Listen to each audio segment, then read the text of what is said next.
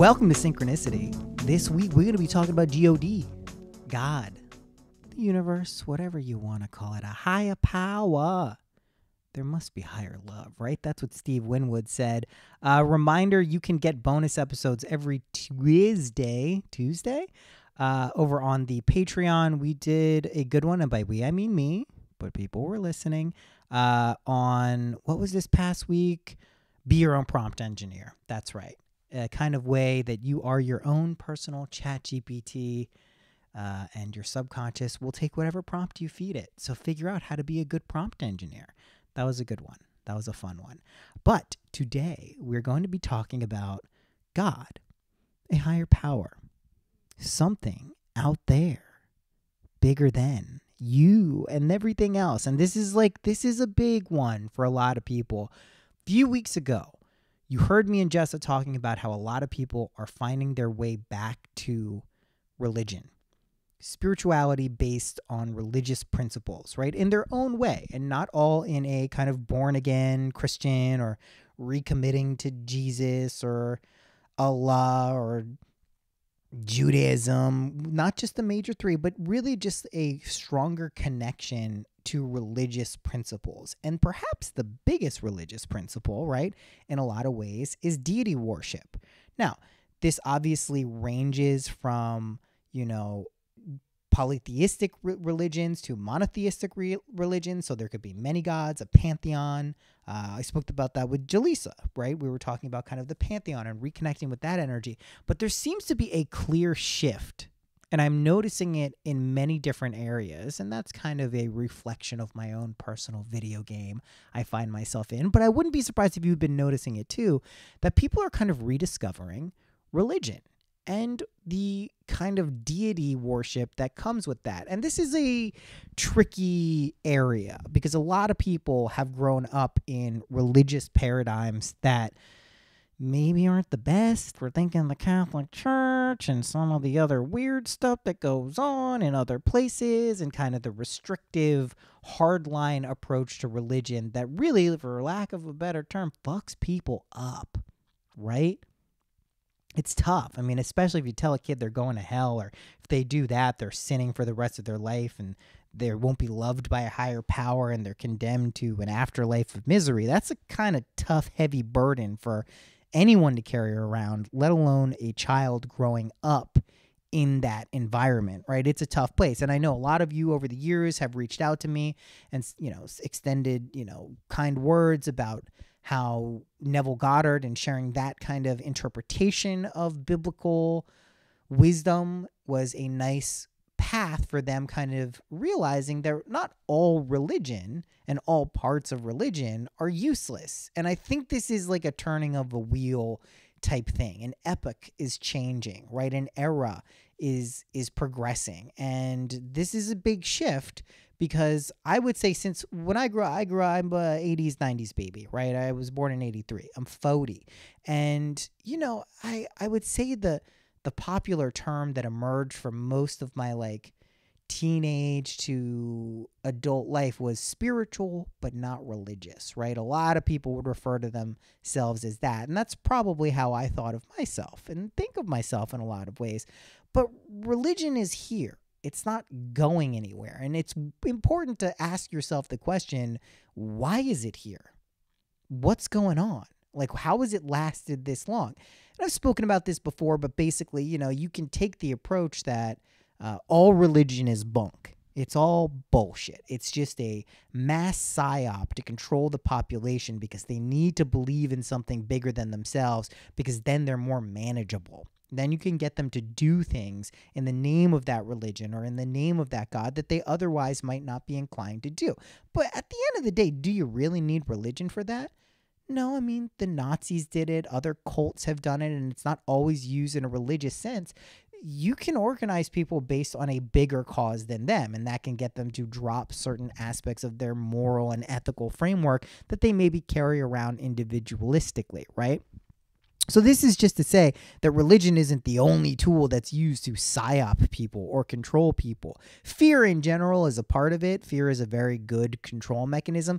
Good in the sense that it's effective to get people to do things. Bad in the sense that obviously it's a shitty thing to use to control people, but it's usually doesn't last, right? Fear has an illusory quality to it that when investigated tends to shatter.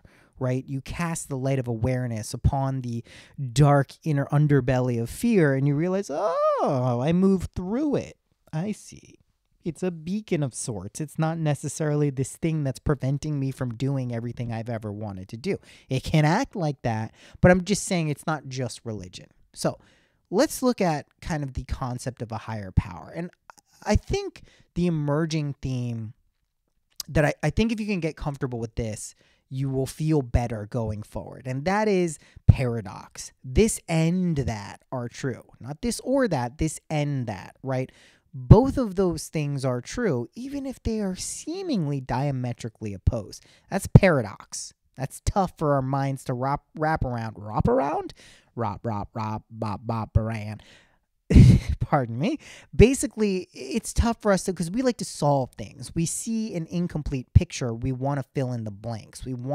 Our brains are kind of designed to solve problems and fill in gaps where information isn't there, right? It's just naturally what we like to do as people. Good luck trying to stamp that out of your consciousness. So when you're looking at things and you're looking at problems, you want to say, well, there's this reason why this is happening. And we can use religion to fill in those blanks often because there's a ritualistic component of it. There is a theology of it. There is a system underpinning it. And we like those things. It makes stuff feel more real. If I say, hey, I have a 20-point system here that's going to help you do X, you're going to feel better than if I just say, stuff I guess you could do, and maybe, even if it's the same exact information, the organization, hello Virgos, really hits people in a way that makes it feel like it's something. So again, we can go back to the idea of religion being this control mechanism, and that's all it exists for. But then you have to ask yourself, well, why has it persisted for so long? Right? Why does it still seem to connect with people on a deep, deep level? And these are important questions, right? These aren't things that you should just discard and say, oh, well, because it's X, Y, and Z, I'm going to just leave it at that. I'm just using the X, Y, and Z example as though that just can be for anything. It's like the yada, yada, yada Seinfeld thing. Well, my point is that you can look at these things and say, sure, they are manipulative, been around for a long time, but so have a lot of stuff. So have a lot of things, right? And they haven't lasted the same way that religion does. And the idea of God or gods, right? This is something that has existed as part of culture seemingly since culture has been recorded, written down, for posterior's sake, right? Religion has been a part of it. And I think it's important to analyze, why? Why do we feel that there is something broader than us? And then what is our relationship to that thing? My beliefs and what I've shared quite a bit about how we are all God. But that doesn't negate the reality or the potential reality that there is something greater than just our individual consciousness and our individual soul. That may be the mechanism in which we alter our 3D reality and other dimensional realities, but it doesn't mean it's the only thing. And I think that's something that can get lost when we start talking about personal agency, individualism, even individuation.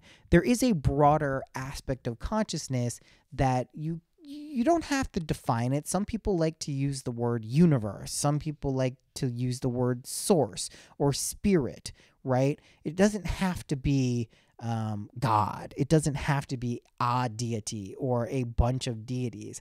It's really whatever resonates for you. But I think it's important also to just give that a chance to actually hit you and feel like something in your body, in your mind, in your soul, right? It's important to let where's your relationship with that? Does it feel completely off? Does it feel like, no way, I'm the only thing that exists? There's nothing else besides me? I would be lying if I said that's how I feel all the time. Sometimes you do get this little cosmic wink, and I don't want to externalize this to the point where we just give up all of our personal agency. I think that's another way of kind of misinterpreting what this relationship is. It's, again, this and that. Right? We have our own individual consciousness. It is an incredibly powerful mechanism for changing our reality, jumping timelines, changing our moods, our experiences, our relationships. We know that. We've tested it, right? I hope you've tested it at this point. If you're tuning in for the first time, perhaps you haven't tested it. You can go back to previous episodes and hear what I'm yakking about. But essentially, we know we can modulate our experience through our emotions and our mind and our faith and our expectancy. But is there something else? Is there some other thing in a relationship we can have with that other thing that can serve a potentially beneficial purpose in our lives, right? And this is where we really get into this idea of surrender. And again, a lot of this has gotten kind of warped in a sense because of the guru relationships, right? If you look back into Western culture, we could say there was an explosion of Eastern mysticism that got funneled into the Western cultures, the United States, Europe, other places in the 60s and 70s, right? Before that, of course, but those are the intrepid explorers who remain. But it mass lots of people, right? That started to happen in the 60s and 70s. And you started to have this meeting of young, usually young, not always young, right? I mean, Ram Dass, he was a bit older when he went over to India relative to other people. He was a professor at Harvard and kind of had this life and, was aging. So, but a lot of young people too. And so then you had these gurus, these Eastern mystics, these Indian mystics, these Tibetan mystics, these whatever religion, you want to pick over there, that were kind of had this allure to them, this exoticism. And one of my favorite people is Carl Jung, and I love what he said about trying not to exoticize different religions and cultures, especially because it's hard to actually place a psyche that grew up with all of these cultural norms and kind of transpose a different system onto that. It's not that you can't investigate it. It's not that you can't be curious about it, that you can't practice it, you can't learn about it. That's not what it is. But you just kind of like retrofit another system onto your own should be taken, carefully. It shouldn't just be rushed into and assume you understand every aspect of it just because you put on a robe and started saying Om and doing all of these meditations, right? It is a careful, delicate process of kind of interweaving different aspects of religion, philosophy, and life, right? That's what we're doing. But with this guru relationship, of course, is a very powerful thing. If you look at a lot of the Eastern traditions, the contemplative sciences, you can see that especially in Dzogchen, like Tibetan Buddhism, which is not that old. It's only like 800, 1,000 years old. It's not that old. Guru aspect of it is huge. If you looked at, for instance, the Bhakti yoga path, right? Ram Dass, again, his guru was Maharaji, Neem Karoli Baba. There's a huge importance on the relationship of guru and student. And again, you could look at that with a skeptical eye and say, well, this is just the power structure. It's unhealthy. It's not good. But there's an aspect there of surrender that is critically important. And I'm going to extend this to kind of the concept of God and how that can be related to the guru thing as well. But one of the other pitfalls of guru worship is if these are people, even if they are very adept at spiritual sciences and arts and maybe have even some cool cities or cosmic powers that they can demonstrate, this guru worship begins to happen in an unhealthy way. This person then becomes your avatar and the living embodiment of a divine presence. That's a lot to live up to for a person, right, who maybe has their own issues and is still working through things themselves and maybe can't really admit that because a persona has evolved. And we see this all the time, not just with gurus, right? This is not like I am a guru, I will teach you, but we see this with celebrity culture. We see this with, people in, neuroscience and meditation and all these things. We start making heroes out of people, which comes with its own kind of potential trouble. It's not always trouble, but we've seen it all too often where that relationship can be abused, knowingly or unknowingly. And it just, it's kind of soured people. A lot of people, especially if they have anti-authoritarian impulses, such as myself, never found the guru route to be the most kind of resonant one for me. And I wouldn't be surprised if a lot of you also feel like that too. But it doesn't mean you throw the baby out with the bathwater. It doesn't mean you say there is no aspect of surrendering to someone, something outside of yourself that can't have a beneficial impact on your life. Again, prayer, we talk about prayer, right? Faith, right? Charged with imagination, that is prayer, right? Your emotions, this ability to summon forth a state because you are basically not asking for it, but putting out that vibrational frequency is something that is real. I think many people can attest to that fact. Now, if you pray to a god, if you pray to an individual god or many gods, depending on your beliefs, that is also still effective, right? Here we go with the this and that.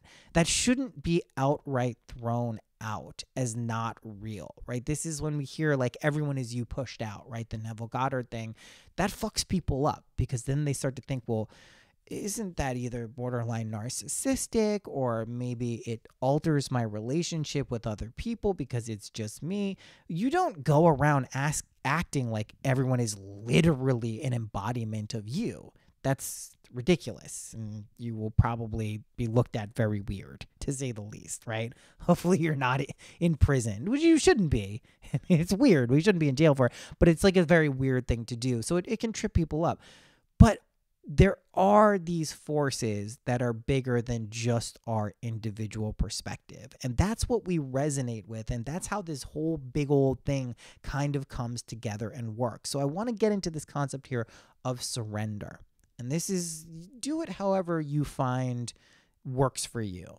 But when you identify and you shine some awareness on an issue in your life or some theme or maybe some habit or even addiction, something in your life where you recognize it's no longer serving to you, it's one thing to identify it and pay attention to it. Obviously, you don't want to go into rumination or obsession. It's another thing to offer that up to something broader than you, right? Even if it's your higher self, right? It doesn't have to be, God. But if you offer that up and surrender it truthfully, there's an amazing power in there. And surrender is typically looked at as though it's this weak, passive kind of activity that we do. It's for the meek. Never mind, there are things that say the meek shall inherit the earth. But it's this thing that's really not a powerful act. It's kind of like a lesser than thing. Anyone who has ever tried to practice surrendering, really tried to offer up an ability to do that, knows that it is not passive and that it is quite difficult sometimes to actually engage that and truly offer it off. And it takes some of the cosmic pressure off your shoulders. One thing I will say about this idea that, your imagination is God is there is an amount of psychic stress and pressure that can place on an individual, especially if reality isn't conforming to your preferences and specifications at your, self-defined timeline. It puts an amount of stress and pressure that can be very difficult to deal with, right? It is true. I don't want to negate the reality that is the operative mechanism here, right? You are the operative mechanism. Your consciousness, this prism of consciousness that everything kind of gets filtered through, right? That is what's going on, but there's other stuff too, right? There are cosmic forces. We can look at the physical laws of nature, right? We can look at also the metaphysical aspects of nature and trying to find a harmonious relationship between everything and yourself is, I think, where the magic ultimately is, right? That's what we're looking for. So playing around with the idea, again, if it's universe, spirit, God, it could be, any particular God in any pantheon that resonates with you. It could be Mother Earth. It could be, just a broader conception of the Father or whatever it is. I encourage you to play around with it. I do believe we get these kind of energetic waves that hit this planet and this dimension of reality. And we seem to be kind of riding a wave. It's not quite cresting yet, but we're riding it, we're surfing it, we're beginning to get familiar with it, of a rediscovering of forces outside of ourselves. Now again, it requires our belief. For people who don't think about this, it really doesn't have that dramatic of an impact on their life. But when I say they're not thinking about it, I mean on a very deep level, a subconscious level where it may not be percolating up to the top layers of their mind, but it is a belief system that they have subscribed to and adhered to. And it can be embedded at a very young age, but it's at least worth examining some things you can do to offer up, like ask for a little help, ask for a little guidance. Is this that far off than receiving messages from channel information, mediumship, talking to aliens, talking to other beings? Like this is a worthwhile pursuit. I also believe as time goes on, really like in 20, 30, 40, 50 years plus, like this will be an accepted practice. Kind of getting information from places that are non-corporeal, non-physical will be something that's accepted a little bit more. Now, if you look even at something like creativity and like art, that's the process of what's going on. You are plucking it out of the cosmic, ethereal kind of realm and bringing it into this reality. It's really no different than interfacing and communicating with the power that is outside of you. I put in that in quotes. You can't see my fingers, but that's what I'm doing, because that is a valid form of communicating with all that there is. It also gives you, like I said, a little bit of a psychic break. If you constantly feel that you have to be doing everything all of the time to maintain your particular reality, and you're acutely aware of that, that's a recipe for burnout. Take it from me. I've experienced this in my life, at least a couple of times. You don't need to carry that pressure around. The worst thing in terms of trying to create your own reality is a sense of pressure, a self-imposed, restrictive, it must be like this and I have to do it like this. That's not how you manifest shit. That's not how you create things. That's a way to kind of drive yourself insane. And we want to make this easy. We want to make this fun. We want to make it light. So look to powers outside of yourself. See what you can surrender. See what you can ask for help and guidance for. Establish a communication with your spirit guides, with whatever entities may exist. And again, this and that are true. We do not have to take this to the quite literal form where there are these demons and angels kind of controlling the way your life goes because they're out there like on your shoulders, making things happen. No, if you want to play that game, by all means, go ahead. There's no rules. You can do that. But there's this nice kind of sweet spot between yourself and a higher power or something outside of you that you're consenting to, right? You wouldn't be able to perceive it if it wasn't a part of you. So there ultimately is no distinction if you keep tracking it back far enough from you and a higher power. That's what we mean when we say your imagination is God. We know you're not like the God who, snaps his fingers and makes reality anything they want. You can try it. You can try snapping your fingers. That'd be pretty badass, but it would also be kind of fucking crazy. But ultimately, you are that. I am that I am, right? So we just want to keep this kind of balanced relationship and see where we can get help from. Experience what prayer is like. Experience with communicating with a higher power that you feel is benevolent and maybe can open you up to information, even if it's just you talking to yourself at the end of the day. Give it a shot. I think it's kind of an ineffable thing, therefore it's a little hard to describe. Nevertheless, do a whole podcast episode about, but there is this cosmic wave of kind of deity stuff going on right now, and I think it's not the worst time to look into your personal relationship with that God, spirit, the universe. We go through cycles of being connected and disconnected, both as individuals and as society, our relationship with God, right? And I think the pendulum is beginning to switch a little bit. There's my phone ring. You like my Zelda phone ring? It's beginning to switch to a point where those energies are a little more acceptable. You can start to look into them without feeling the crushing pressure that's typically attached to religion. And that's a nice place to be. It's kind of like you can get back into this stuff. It's getting cool again. Now, don't take it to the extreme where you just like become a zealot, right? That is not what I'm talking about. This is not the time to get preachy. It's the same way when someone takes ayahuasca and they come back and tell you how amazing ayahuasca is and everyone has to do ayahuasca because this blah, blah. Don't do that. Don't become a preacher. This can be a completely internal process. Of course, share with people if you feel that there's benefit to that. It's a wonderful process to do, but establishing a relationship with a higher power can be a very powerful thing. And I think that shouldn't get lost in the shuffle while we're remembering and implementing that we are also God, that we are each God in and of ourselves, and we can use that principle for our benefit and the benefit of all sentient beings, right? So just try to play around with it. Have a good time with it. See what comes up. You may notice some hardcore resistance, right? Just the name God can freak people out and can make them feel all sorts of way.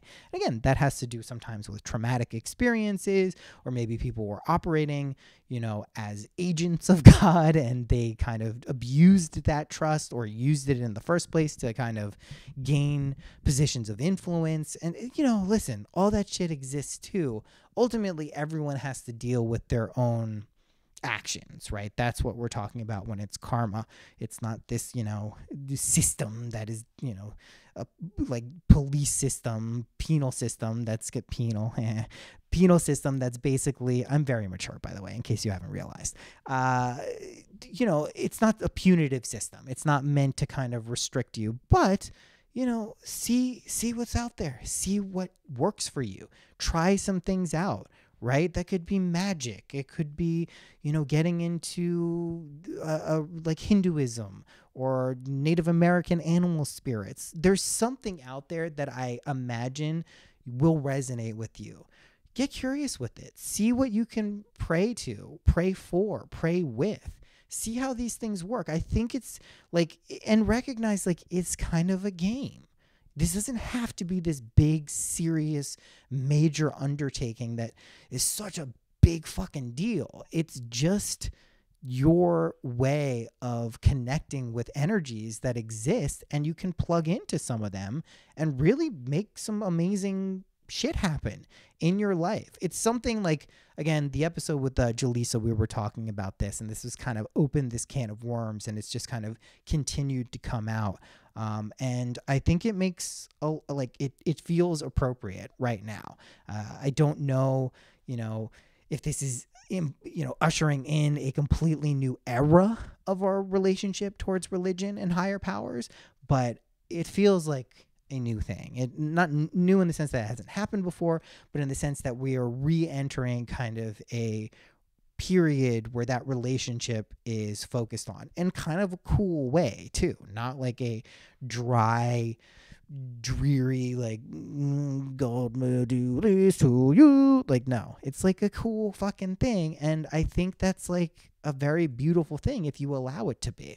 So this again is just kind of a reminder here that you can both be God, your imagination can be God, and there can be deities and higher powers that you also interact with. This and that are true, okay? And that's basically, play around with it. See what comes up. You may get like, think of it as like, your team, your super team of like X-Men or, superheroes, and you're working together with these kind of invisible hired beings that, do they exist? Do they not exist? Who cares? If you have a relationship with it, they exist. Okay? At the end of the day, you can acknowledge that without being a total Looney Tune. You're just like a little bit of a Looney Tune. Not that much. Just like in a cool, kind of charming way. Not like raving on the street, screaming at lamp poles type of person. The person is like, oh, it kind of fucks with God. God's got my back. I got God's back. That's pretty cool. So if it resonates with you, take it. If it doesn't, fuck it.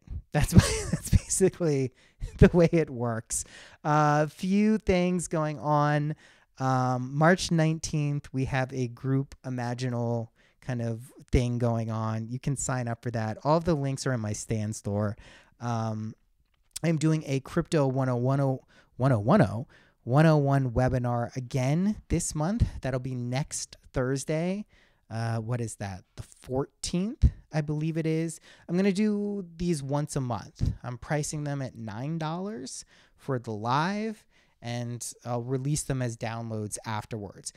I don't know if you care about crypto. You may not give a shit at all. That's fine. Just skip forward 30 seconds and I'll be talking about something else.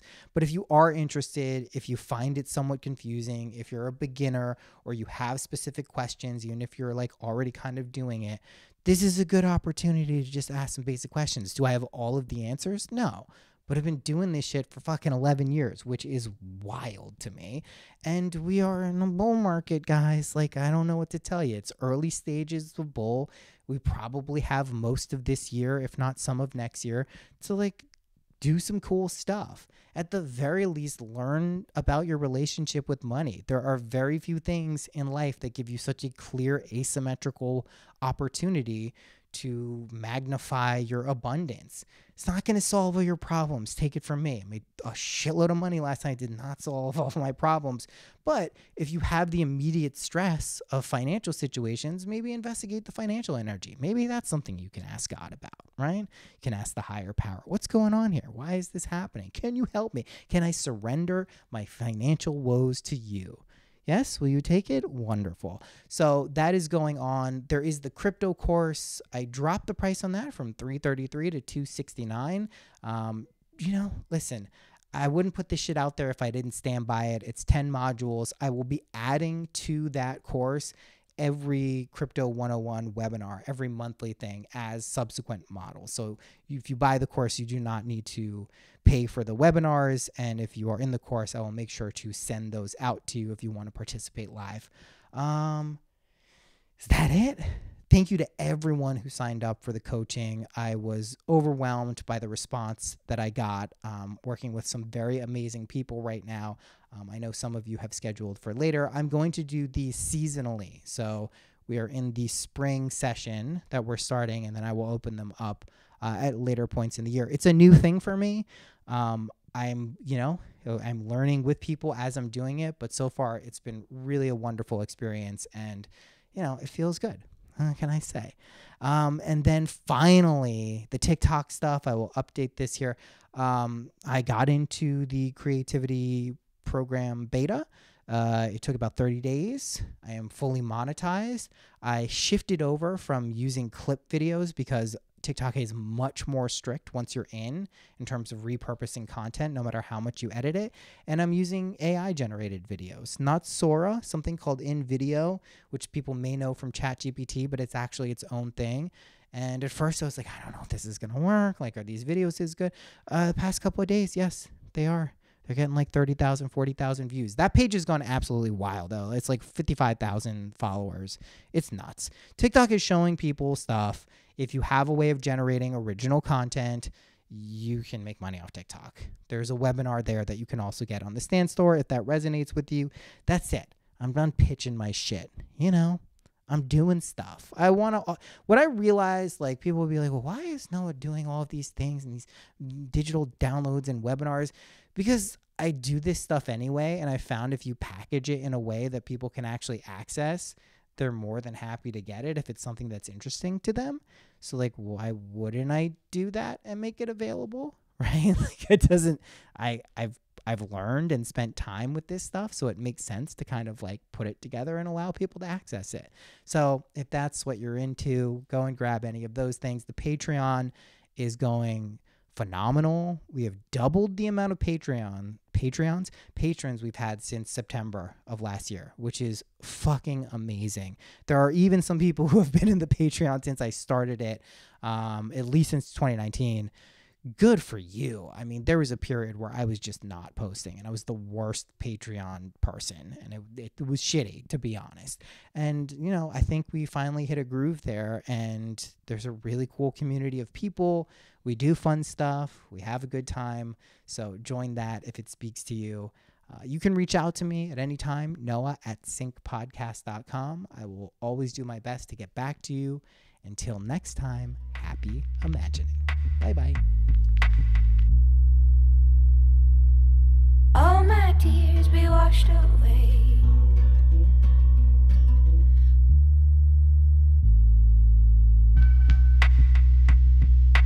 All my tears be washed away. All my tears be washed away. When I go, don't cry for me. In my Father's arms I'll be.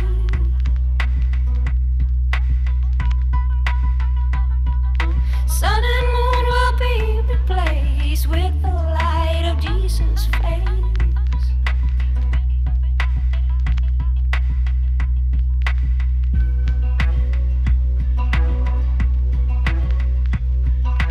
Gold and silver blind the eye, temporary rich and high.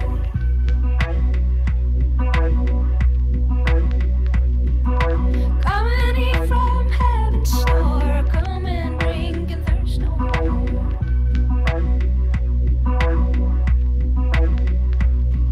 So weep not for me, my friend, when my time below does end.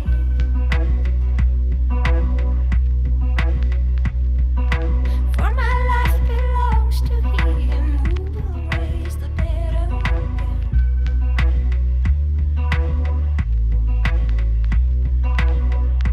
It don't matter anywhere I lay.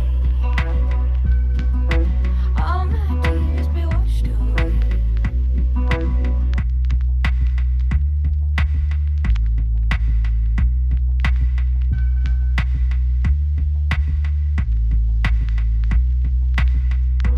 It don't matter anywhere I lay. All my tears be washed away. It don't matter where you bury me. I'll be home and I'll be free. It don't matter anywhere I lay. All my tears be washed away.